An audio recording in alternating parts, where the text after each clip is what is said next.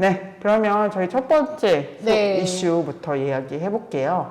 첫 번째 이슈는 어떤 거죠? 아무래도 지금 대선 전국이다 보니까 저희도 그거에 주목할 수밖에 없고, 그리고 누가 선출이 되고 어떤 정책으로 선출이 되느냐에 따라서 이후에 전국이 달라질 것이기 때문에 그런 젠더 관점에서 그러니까 페미니스트에서도 그런 부분 후보들이 어떤 정책을 가지고 있고 지금 선거를 어떻게 치르고 있는지 이것들을 좀 볼 필요가 있겠다 해서 이 아이템을 먼저 가지고 왔습니다. 네, 그러면 또 대선에서 또 어떤 사실 저희가 방송 안 한 한 2주 동안 많은 일이 있었어요. 네, 너무 많은 일이 있었어가지고 이렇게 지인들끼리 얘기 나눴었는데 뭐 2시간 정도 뉴스를 안 보면 달라져 있다. 큰일이 나 있고 후보가 바뀌고 그쵸, 또 바뀐다. 또 바뀐다. 잠을 자면 바뀌어 있고 뭐 이런 일들이 계속 발생을 했고, 그래서 좀 약간 그 의미 속에서 그 과정 속에서 사실은 좀 많은 분들이 정치라는 게 이런 건가? 이렇게까지 돼야 되나? 약간 그런 허무함, 그런 것들도 많이 느끼셨을 것 같고. 맞아요. 국힘에서 벌어진 일은 정치를 충분히 희화화할 수 있는 그런 사건이긴 했죠. 근데 이제 그게 정당 투표에서 뒤집어진 거잖아요. 그쵸. 부결된 거잖아요. 한덕수 총리로 교체하려고 하는 시도가 맞아요. 무산된 게. 그래서 일각에서는 이거 정당 민주주의가 살아있는 거 아니야? 이런 얘기로. 결국은 당원들의 힘으로 그랬다는 얘기도 좀 있고 그럴 수 우스갯소리긴 해요. 그럴 수 있습니다. 어쨌든 이렇게 막 나서야지, 결국은 국민들이 나서고 당원들이 나서야지 뭔가 정리가 되는, 그렇긴 하네요. 네. 근데 한덕수보다 그러면 김문수가 좋은 후보냐? 이건 또 아니어서. 근데 그 과정이 뭔가 투쟁처럼 뭔가 돼가지고 저도 약간 몰입. 김문수. 그래, 좀 약간 짠함도 있고. 그래, 이게 문제야. 짠함 이게 문제야. 근데 이제 다시 냉정하게 생각해보면 우리나라 사람들은 뭐랄까 아시죠? 좀 뭐랄까 이런 거에 마음이 약해. 짠함 이런 거에 마음이 약해서 이렇게 가지면 마음이 가고 이러지만 김문수 후보가 좋은 후보인가? 정신 차려보면 아니라는 거죠.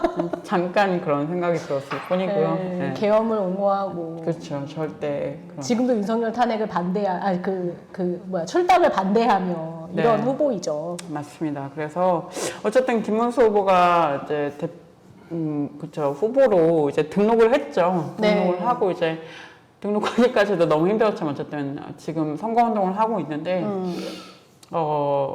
이것 이외에 이제 국힘에서는 이런 난리가 있었고, 그리고 민주당에서는 이재명 후보가 계속 가고 있고, 그리고 또 약간 정책적으로 볼 것들이 또 있을 것 같아요. 네네네. 한번 우리 정책 관련해서 좀 얘기를 좀 해주시죠. 일단 2주 사이에 대진표가 확정이 돼 있고요. 그리고 그것부터 이제 말씀을 드리면 1번 더불어민주당 이재명 후보, 2번 국민의힘, 국민힘이라고 부르고 싶지도 않은가 봐 내가. 계속 불러주세요. 국민의힘 김문수 후보가 2번이고요. 그리고 4번이 개혁신당 이준석 후보, 5번이 민주노동당 권영국 후보, 6번이 자유통일당 구주화 후보, 7번이 무소속 황교안 후보, 이분이 나오셨습니다. 놀랍죠? 네. 그리고 8번이 무소속 송진호 후보 해서 7명이 총 출사표를 던진 상황입니다. 네. 저희가 그때 지난번 촬영할 때도 얘기했는데 그 진보당의 김재원 후보는 저희가 예측한 대로 드롭한 그런 상황도 맞습니다. 있었고, 지금은 7명이 지금 대선을 치르고 있다. 네, 맞습니다. 그 김재원 후보가 이제 어쨌든 드롭한 거에 대해서도 많은 평가가 있더라고요. 네, 그렇습니다. 그거까지 또 다루긴 조금 짧지만 아쉽긴 하죠. 아쉽긴 하고, 어쨌든 이제 김재원 후보가 드롭하면서 지금 이제 구도가 진보라고 이야기할 수 있는 후보 한 명밖에 없거든요. 그렇죠. 그리고 여성 후보가 없습니다. 이 두 가지 측면에서 좀 아쉬움이 있는 거고, 그리고 김재원 후보가 어쨌든 더불어민주당, 야 6당과 함께 이제 지지 선언을 네, 하게 되는 거고. 이재명 후보 측에 지지하게 되면서 사실은 뭐지? 그러면 권영구가 단일화를 하더라도 아니면 뭘 같이 정책 공조를 하더라도 민주노동당 측이 아니라 이제 더불어민주당 측. 그러니까 물론 한계는 있죠. 저희가 늘 얘기하지만 진보당이 지난번에 이제 국회 들어가는 과정에서 위성정당을 이제 더불어민주당 위성정당을 타고 국회에 들어가 입성한 것이기 때문에 이제 한계가 분명히 있지만 이번 대선에서도 그런 것들이 여실히 드러난 게 아닌가라고 생각이 되고 그렇게 말씀하시는 분도 계시더라고요. 단일화도 아니면 지지 서명을 할 때 차별금지법에 대해서는 그래도 좀 문구라도 좀 할 수 있게 어느 정도 협의가 됐으면 좋지 않았겠느냐. 어쨌든 본인도 페미니스트 대통령이라고 좀 구호를 했던 분이기 때문에 그런 부분에 있어서 아쉽다는 평가도 있고 좀 다양한 평가들이 되고 있는 것 같습니다. 네, 그런 평가들이 있고 어쨌든 좀 근데 뭐 명분이 저는 좀 이번에 그런 생각을 했어요. 이게 뭔가 다 그냥 정치적인 생각하는 방법이랑 루트가 다른 건가? 뭐 그런 생각이 잠깐 들기도 하고, 또 지금 저희가 지역에서 또 진보당 분들 만나니까 다른 건가? 그냥 이런, 예전엔 되게 비판적으로 사실은 보게 되기도 했고, 이렇게 막 민주당 막 이런 옷 입고 또 선거운동을 하시는 걸 보는 게 참 씁쓸했는데, 이거 기분 탓인가요? 그냥, 저희 1층에 또 이사 오셔가지고. 근데. 가까이서 보다 보니 그런 건가? 저는 그런 건 있어요. 저는 선택할 수 있는 선택지 하나일 수 있다고 생각해요. 네네네. 늘 말씀만 드리는 거지만 이 선택에 책임을 지면 됩니다. 그쵸, 저는 늘 그렇게 생각해요. 네. 어쨌든 근데 이거 방향이나 이런 정치적 실천들이 이제 어쨌든 선택은 있는 거고, 이거 결과적으로 어떻게 될지는 또 보고 평가를 또 해야 되지 않을까? 뭐 이런 생각도 또 해보고요. 네, 진보당 그래도 저는 여성 후보가 없는 것이 많이 아쉽다. 그리고 또 정책적으로 또 얘기할 수 있는 공간이 조금 더 넓어질 수도 있었는데 그게 없어서 좀 아쉽다 이런 생각은 여전히 듭니다. 네. 그러면 다른 정책들도 좀 볼까요? 일단 더불어민주당 이재명 후보 같은 경우에는 이제 말씀해 주셨던 대로 젠더 여성 정책이 전무하다라는 그런 이야기 해주셨는데 실제 그렇습니다. 그래서 이재명 후보 청년 정책 발표문이라는 게 5월 4일에 발표됐었어요. 여기 보면은 여성 1인 가구 등 청년이 안전한 정주 환경을 위해서 범죄 예방 시스템과 긴급 대응 체계 강화하겠다라는 게 들어있긴 해요. 근데 그게 여성 정책으로 들어있는 건 아니고 이렇게 들어가 있고 여기 하나가 덧붙인 게 뭐냐면 이번에 논란된 거예요. 군복무, 경력, 호봉, 반영 모든 공공기관으로 의무화하겠다. 예. 이게 최근에 논란이 된 부분인 거죠. 그러니까 이게 군 가산점제는 분명히 아닙니다. 호봉제. 하지만 호봉제에 얹혀주겠다. 이게 실적으로 민간 기업이나 이런 데서는 이제 그러니까 군을 다녀오신 분들에게 실적으로 호봉을 높여주는 그런 게 있죠. 근데 그거를 이제 이재명 후보는 의무화하겠다. 이거를 공공기관으로 확대하고 의무화하겠다라고 한 거였고, 이제 이게 공약이 들어가면서 최근에 논란이 된 거죠. 맞습니다. 네.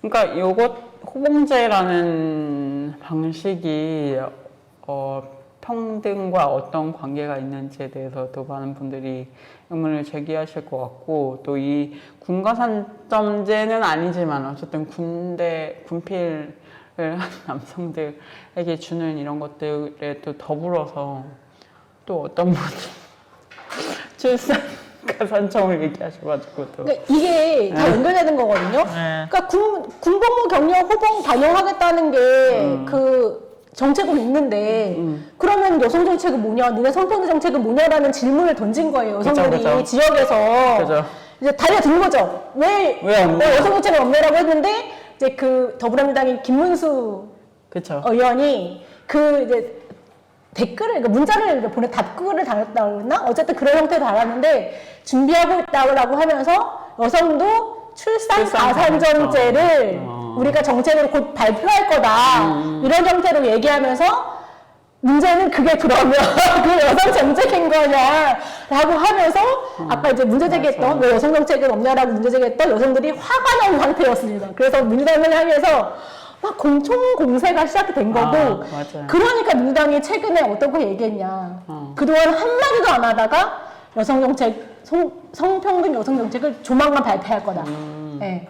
내일 발표할 거다. 이렇게 이제 이 흐름이 있었던 거죠. 실질적으로 이번에 선관위에 제출한 그 10대 정책 공약이 있어요. 그게 이제 뭐랄까 대표적으로 내가 이걸 하겠다라고 하는 선관위 제출한 공약인 거니까 그게 이제 나중에 선거 그 팜플렛에도 들어가고 이제 그런 공식 문건인 거죠. 물론 이제 본인들이 낸 정책 공약도 마찬가지긴 하지만 근데 여기에도 여성 정책이 관련된 게 하나도 없었어요. 네.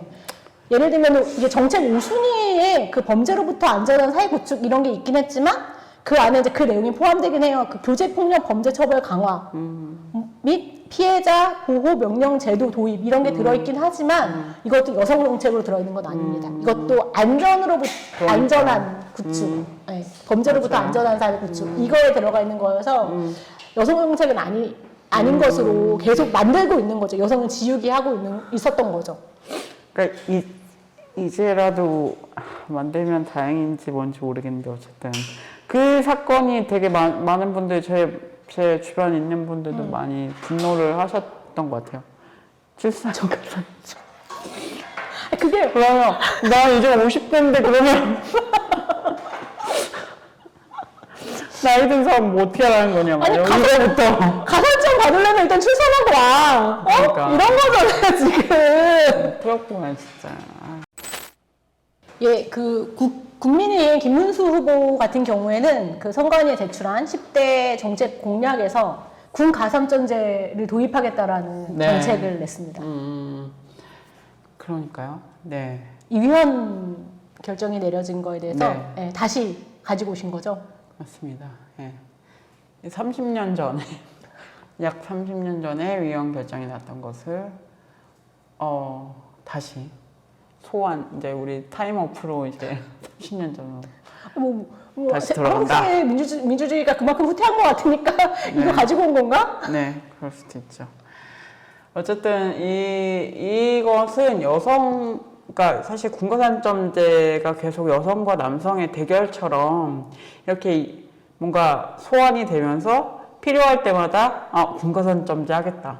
이미 헌법으로 위헌이라고 결론이 났음에도 불구하고 뭔가 카드처럼 이렇게 계속 꺼내가지고 서랍장에 있는 거야? 네 어느 순간에 꺼내오게 서랍장에 있는 거야? 쓱 이렇게 나오는 그런 카드로 계속 쓰이고 있고 많은 정치인들이 또 그러고 있는데 또 김문수 후보도 또 이렇게 내놨군요. 근데 뭐 이미 위헌이 나왔을 때도 그랬지만 이거 자체는 사실은 여성과 남성의 문제라기보다는 이제 비장애인 남성들 군역을 좀 수행할 수 있다고 생각되는 그 몸을 빼고 다 차별하는 그때 그래서 위헌 신청을 하셨던 분 중에서도 장애인 남성분들 계셨고 또 여성들도 있었고 이렇게 다양한 분들이 또 위헌 신청을 하셨던 걸로 기억을 하는데 그런 거 자체가 좀 약간 잘못된 구도를 계속 우리가 재생산하면서 계속 이 정치에 좀 이용당하고 있는 거 아닌가 이런 생각을 또 김문수 후보를 보면서 또 하게 되네요. 네. 그렇죠. 이 정책을 내놓은 것 자체가 그냥 불순한 의도가 있는 거잖아요. 맞아요. 그러니까 맞아요. 남성 국힘 같은 경우는 남성 청년들이 표를 얻겠다 이 의도로 이걸 내놓은 것이기 때문에 말씀하신 그런 시각 남녀 갈등 이걸로 몰아가겠다. 그래서 남성의 표를 우리가 가져가겠다. 그런 인식이 없었다면 이 정책을 내놓을 수가 없는 정책인 거죠. 맞아요. 예. 또 이렇게 또 반복을 하셔야 되는지 잘 모르겠네요. 예. 너무 그래요. 어떻게 봐야 될까? 어쨌든 이것이 다인가요? 여성 관련 정책이? 이게 거의 그랬어요. 여성 희망 복무제 도입. 의료 양성평등 군 복무 시스템을 도입하겠다. 이런 것도 이제 그런 다 들어가 있는 것 중에 하나인 거죠. 네. 근데 이거 이외에는 다른 건 없고 임신, 출산 이런 거 굉장히 많습니다. 네, 그러니까요. 예. 그래서 지난번 촬영할 때 제가 얘기했었는데 이 각 후보들이 낸 정책 공약, 이 10대 정책 공약을 보고 있으면 불쾌함을 느끼게 돼요. 여성들 같은 입장에서는. 왜냐하면 젠더 성평등 정책은 없잖아요. 맞아요. 네, 없는데 이 출산에 대한 거는 잔뜩 들어가 있는 거예요. 그러면은 이거를 볼 때 아, 여성을 정말 출산의 도구로 보나? 맞아요. 이렇게 사고할 수밖에 없는 거죠, 사실은. 그 너무나 출산을 기준으로 여성 출산과 관련된 게 여성 정책은 아닌데 그렇죠. 너무나 그렇게 되어 있는 것 같고 여성 정책에 대한 고민이 정말 없는 것 같아요. 그렇죠. 여성 정책이라고 하면 기본적으로 안전 문제가 될 수밖에 없는 거잖아요. 안전하게 노동하고 안전하게 생활할 수 있고 그리고 평등하게 내게 취업할 수 있고 근데 이런 것들이 이제 여성 정책에 들어가야 될 텐데 그게 아니라 출산이라고 맞아요. 그리고 사실 제도 자체가 되게 남성 중심적으로 뭐 남성 비장애인 중심으로 짜여져 있기 때문에 저는 예전에 그 지역에서 교통 관련한 그런 모니터링을 한 적이 있었는데 이 도로 자체나 이런 교통의 어떤 흐름 자체가 되게 남성 중심적으로 돼 있다. 그러니까 뭐 이를테면 여성들은 물론 출근하시는 분들도 있지만 그 지역 안에서 움직일 때는 되게 불편하게 이 도로가 돼 있다거나 뭔가 교통이 이렇게 연결이 안 된다거나 뭐 이런 식으로 서울에서도 그거는 남녀의 차이가 있어요? 네. 차이가 있다고 본 거죠. 어쨌든 젠더적으로 뭐 이것도 그때 10년 전이어서 그렇긴 한데 10년 전에 한 거여서 그렇긴 한데 이를테면 여성들이 장을 보거나 이럴 때 엄마들이 아이를 데려다 주거나 할 때 그 안에서 움직이는 루트는 좀 확보가 안 되는 경우들이 있었다. 뭐 이런 것들을 좀 이렇게 분석을 하기도 했었던 기억이 있어요. 어쨌든 지금은 또 10년 사이에 사실은 양육 형태나 이런 것도 많이 달라져서 다르긴 한데 그렇습니다. 근데 그런 건 있는 거죠.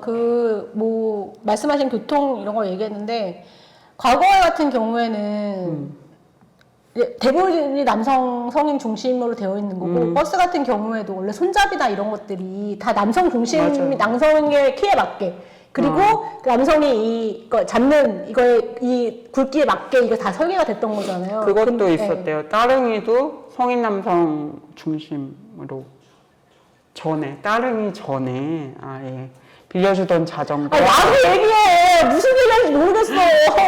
자전거 빌려주는 게 남성 크기로 돼 있었다는 거죠. 그러니까 여튼 근데 이제 그게 이제 변화가 있었던 거잖아요. 이제 지금 지하철에서는 손잡이 놓는다지도 좀 다양하게 가는 맞아요. 부분도 있고 이런 식으로 바뀌긴 했지만 여전히 이제 디폴트 중심엔 성인 남성 기준이다라고 이야기할 수 있을 것 같아요. 네. 왜 여기까지 왔죠? 어쩌다 보니까 그랬는데 그게 바로 그 김용민 씨가 싫어하는 성주류화 정책의 결과. 어쨌든 그런 식의 평등들이 이루어지고 있는 건데 그렇습니다. 예. 어쨌든 정책 얘기하다 보니까 이렇게 왔는데 그러면 또 다른